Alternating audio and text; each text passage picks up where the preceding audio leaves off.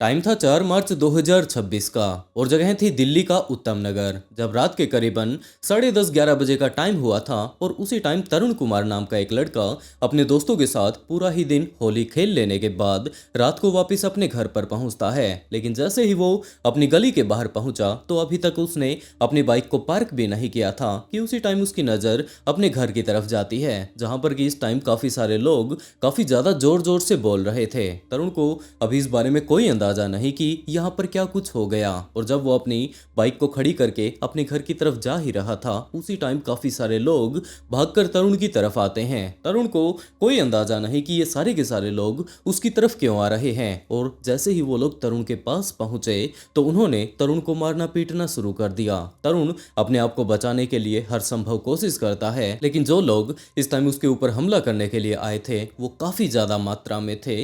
तरुण 2 या 3 लोगों से अपने आप को बचाता तो पीछे खड़े हुए बाकी 4-5 लोग अब काफी ज्यादा बेरहमी से उसे थप्पड़ चट्टू काफी सारे उन्होंने अपने साथ बिंडे और सरिये ले रखे थे, उससे वो उनके ऊपर हमला करना शुरू कर देते हैं। तरुण अब जैसे तैसे कर अपने आप को बचाने लगता है, लेकिन जब उसे ये बात पता चल चुकी थी कि वो खुद को नहीं बचा सकता तो उसने जोर जोर से अब आवाजें लगानी शुरू कर दी और वो लगातार अपने घर वालों को पुकार रहा था। इस टाइम तरुण के घर वाले अपने घर के अंदर ही मौजूद थे, तो वो लोग घर से बाहर निकलने की कोशिश करते हैं, लेकिन जब वो लोग अपने घर के मेन गेट पर पहुंचते हैं, दरवाजा खोलने की कोशिश करते हैं, तो उन्हें ये बात पता चली कि ये दरवाजा तो खुल ही नहीं रहा है, क्योंकि ये दरवाजा इस टाइम बाहर से बंद कर दिया गया है। तो अब वो लोग और ज्यादा ताकत का इस्तेमाल करके जैसे तैसे कर घर से बाहर निकल जाना चाहते थे, लेकिन उनकी कोई भी तरकीब काम नहीं आई और उनके पास सिर्फ और सिर्फ तरुण की इस टाइम चीखें पहुंच रही थी। बाद में तरुण की मां ने इस केस के बारे में डिटेल से बताया कि वहां पर जितने भी लोग इकट्ठा हो चुके थे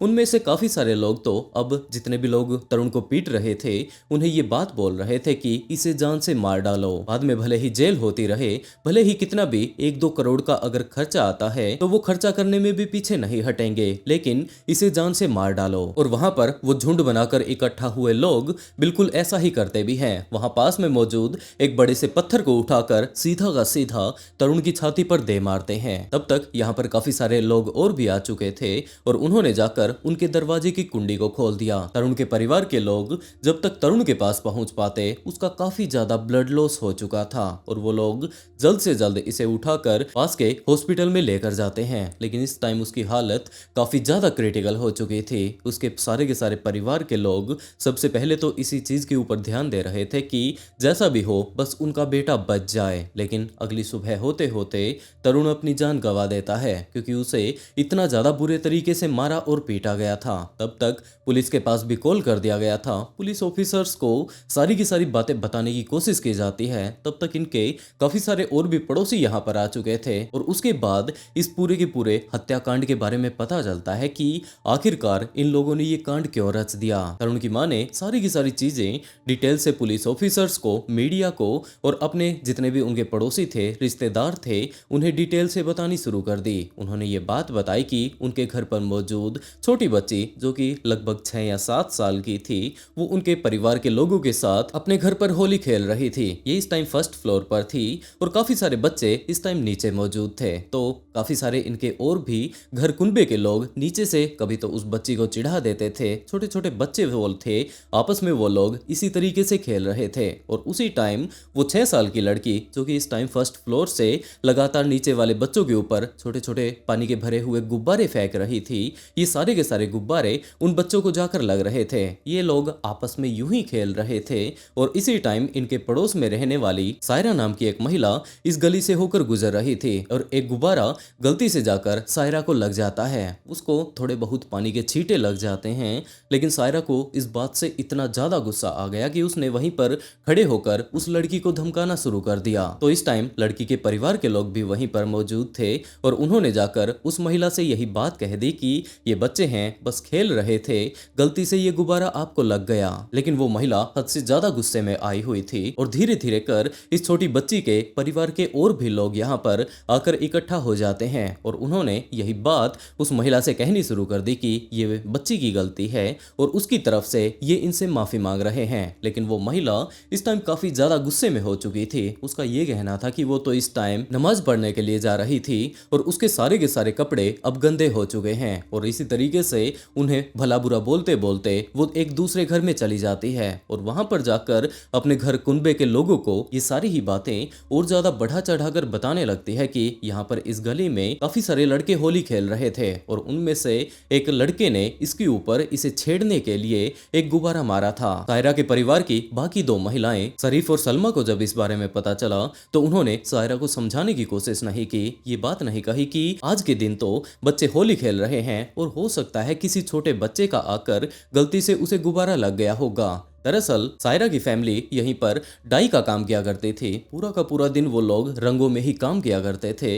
लेकिन आज उस छोटी लड़की का जो वो गुब्बारा आकर उसे लगा था उससे वो इतनी ज्यादा गुस्से में आ जाती है कि उसने जाकर और ज्यादा ये सारी की सारी बातें उलझा कर अपने परिवार को बतानी शुरू कर दी। और उसके बाद तो सायरा के परिवार के लोग काफी ज्यादा गुस्से में इस परिवार के ऊपर आकर चढ़ जाते हैं। वो लोग इन्हें मारने पीटने में कोई कमी नहीं छोड़ते और जैसे जैसे टाइम बीतता है इनकी लड़ाई लगातार आगे से आगे यूं ही बढ़ती जाती है और आखिर में तरुण के परिवार ने जैसे तैसे कर इनसे दोबारा से माफी मांगनी शुरू कर दी और यही बात सोची कि शाम होने तक ये सारा का सारा मामला शांत हो जाएगा। और अब तो रात के लगभग 11 बजे का टाइम हो चुका था। तरुण के परिवार वालों को यही बात लग रही थी कि पूरा ही मामला शांत हो चुका है और यही कारण था कि उन्होंने तरुण को भी इस बारे में कुछ भी नहीं बताया। जैसे ही रात को तरुण यहाँ पर आता है तो सायरा के परिवार के लोग पहले से ही काफी ज्यादा गुस्से में थे और उन्होंने तरुण के ऊपर ही हमला कर दिया।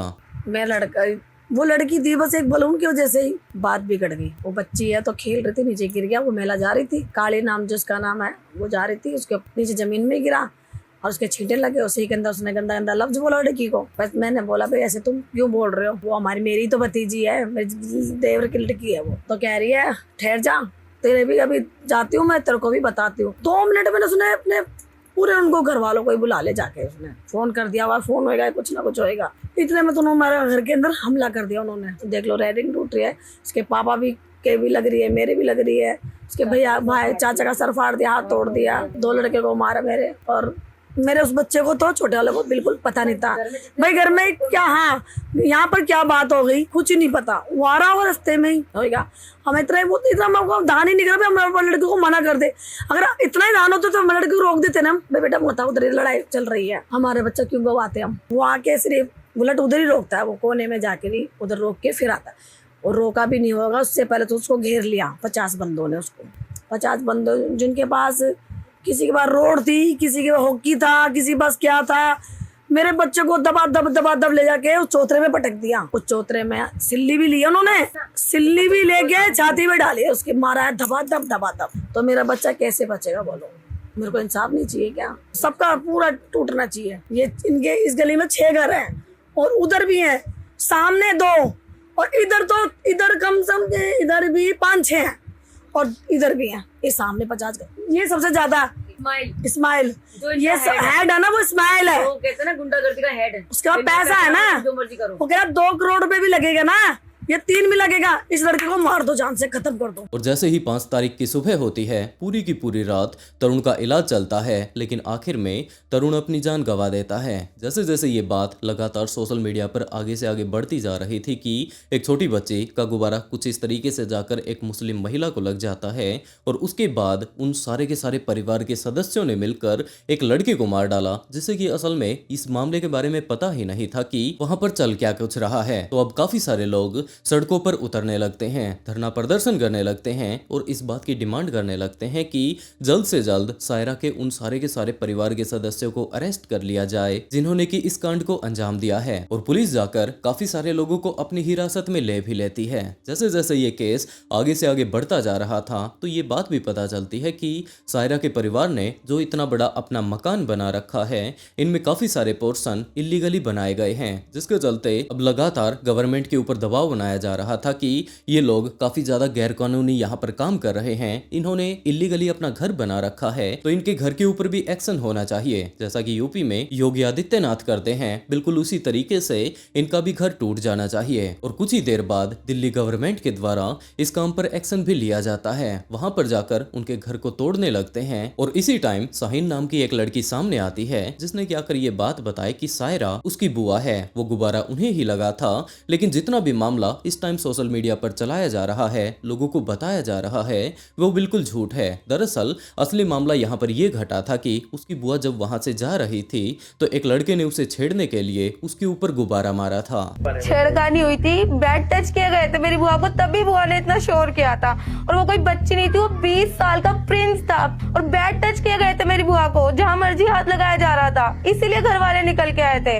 पीछे से तरुण आके डंडे मारने लग जाते, वो भी आयरन के रोड। एक मारते ही मेरे चाचा का सर फटा, उनके माथे पे 10 टाँके आए हैं। मेरे पापा के हाथ में हाथ टूटे, मेरे चाचा का पसलियों पे लगी है। और फिर तो इनके घर वालों ने जाकर उस लड़के की शिकायत तरुण के परिवार वालों से की, लेकिन दूसरी तरफ से वो लोग इन्हें काफी ज्यादा धमकाने लगते हैं। और दिन के टाइम में ही तरुण अपने काफी सारे दोस्तों के साथ आकर इनके परिवार के ऊपर भी हमला कर रहा था। और यही कारण था कि रात को ये लड़ाई हद से ज्यादा बढ़ जाती है, तरुण अपनी जान गंवा देता है। इसी तरीके की काफी सारी बातें इस टाइम वो मीडिया के सामने रखने की कोशिश कर रही थी। की बातें की जा रही है और एक पहलू को गलत दिखाया जा रहा है, ये बेहद गलत तरीके से दिखाया जा रहा है। सच्चाई इस बात की है कि मेरी बुआ शादी का सामान लेने जा रही होती है, तो वहाँ पर से तो जो 20 साल का प्रिंस होता है वो मेरी बुआ के ऊपर गंदे बलून का भरा हुआ गुब्बारा फोड़ते, जिसको मेरी बुआ देखती है और हल्ला करती है, तो उसके घर वाले बाहर आ जाते हैं। उसके घर वाले मेरी बुआ से बदतमीजी करते, उसके घर के बर्तन में दारू पी रखी होती है, वो जो दारू पी के मेरी बुआ से बदतमीजी करते। जब मेरी बुआ भी चिल्लाती तो मेरा भाई मेरे चाचा का लड़का पास पे ही रहता है, और वो जब बाहर निकलता है, देखते बुआ के साथ बदतमीजी कर रहे हैं, तो वो भी बाहर आता है, वो भी बोलने लगता है। तो वो लड़का देखते ही डंडा मारी शुरू कर देते मेरे भाई के ऊपर। जब मेरे घर के बड़े वहाँ पे पहुंचते हैं, जब थोड़ी बातें करनी होती है, पीछे से वो तरुण आता है, कुछ बंदों को लेकर आता है, उसके हाथ में रोड होती है, वो किताब बैठ और भी बहुत सारे डंडे थे, जिससे वो मारने लग जाते हैं घर वालों को। किसी का माथा पाड़ा गया, मेरे सभी घर के बड़ों को तिहाड़ जेल में डाल दिया गया, हाथ तोड़ दिया गया। मेरे भाई को दौरे पड़ रहे थे और मेरे उस भाई का पता भी नहीं कि मेरा भाई किधर चला गया। उसको किडनैप करके ले गए, वो पता नहीं कहाँ पर है। हमारी मदद करो। एक ही तरफ को देखा जा रहा है, दूसरी तरफ तो कोई दिखाया ही नहीं जा रहा है। मुसलमानों को टारगेट किया जा रहा है। और ऐसा नहीं है कि हम आज ही से वहाँ पे रह रहे हैं, हम कई सालों से वहाँ पर रह रहे हैं, कई सालों से रह रहे हैं। हमारे बीच में प्यार मोहब्बत है। मेरे घर के बड़े खुद होली खेला करते हैं। मेरे बच्चे, हमारे वो बच्चे जिसको मारा गया वो खुद वहाँ पे होली खेलता है। हमारे घर को टारगेट किया गया है, हमारे को सताया जा रहा है, हमारी सुनाई नहीं की जा रही है। मेरी आप लोगों से गुजारिश है, हमारी मदद कीजिए। आदरणीय रेखा गुप्ता से हमारी गुजारिश है कि वो हमारी मदद करें, प्लीज हमारी मदद कीजिए। हमारे भाई का नहीं पता, मेरे भाइयों को भी जेल में डाल दिया गया और एक छोटे भाई का नहीं पता, उसको भी पता नहीं कहाँ लेके चले गए वो लोग। शादी का सामान लेने गई थी मेरी बुआ, उन्होंने इतना बड़ा, छोटी सी बात को इतना बड़ा बना दिया। लोगों के घरों पे बुलडोजर चला रहे हैं। कोई ये बात आती है लोग घरों पे बुलडोजर चलाने की? ये बात है, लोग कितनी मेहनत से अपने घरों को बनाते हैं यार। कुछ तो सोचो, इंसानियत तो रखो। इतनी सी बात नहीं। वो जो लड़का जो तरुण वो उसके भाई ने हमारा घर वाला समझ के उसी के भाई ने उसके माथे पे मार दिया, वही बेहोश होकर गिर गया था। हमारे हाथों में एक डंडा तक नहीं था कि हम अपना सेल्फ डिफेंस कर सके। हम अपना सेल्फ डिफेंस करते, अगर हम अपना सेल्फ डिफेंस करते तो हमारे घर के लोगों को कुछ नहीं होता। और सामने वाले व्यक्ति भी उन लोगों से सिर्फ और सिर्फ एक यही सवाल पूछ रहे थे कि आप लोगों के ऊपर उस टाइम ऐसी क्या नौबत आन पड़ी थी कि उसके बाद आप लोगों ने तरुण की जान ही ले ली। इस टाइम तरुण की पूरी फैमिली इकट्ठा हो चुकी है और वो लगातार गवर्नमेंट से इसी बात की मांग कर रही है कि जिस तरीके से उनके बेटे को मार दिया गया है, बिल्कुल उसी तरीके से उन सारे के सारे दरिंदों को भी इनकाउंटर में मार दिया जाए जिन्होंने की तरुण की जान ली थी। लेकिन इस पूरी की पूरी घटना को जान लेने के बाद और दूसरी तरफ एक वीडियो पहले भी वायरल हुई थी जहां पर कि काफी सारे लोग जाकर एक मुस्लिम दुकानदार से ये बात बोल रहे थे कि उनकी दुकान का नाम बाबा है तो उन्हें अपनी दुकान का नाम चेंज कर लेना चाहिए। और उसी टाइम दीपक नाम का एक व्यक्ति जाकर उनकी सेफ्टी करने लगता है। उन्होंने उसे बचाने में कोई कमी नहीं छोड़ी। वो ये बात पूछ लेते हैं कि आखिरकार तुम कौन हो, क्योंकि नाम बदलवाने वाले लोगों को ये बात लग रही थी कि जरूर ये इन्हीं की कास्ट का होगा। और उस टाइम उस हिंदू लड़के ने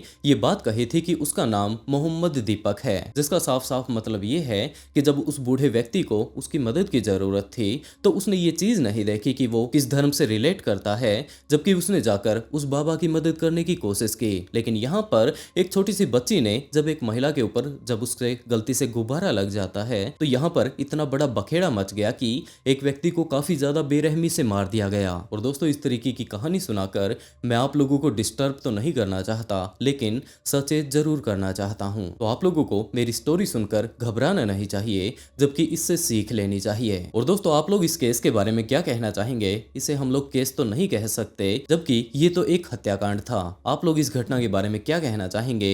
अपनी राय कमेंट बॉक्स में जरूर बताइएगा। मैं आप लोगों के एक एक कमेंट की वेट करूंगा। और इसी के साथ दोस्तों, आज का शाउट आउट स्वर्णजीत को, and write a beautiful comment to get a shout out in next video. बहुत जल्द मिलते हैं एक और नए ट्विस्टेड केस के साथ।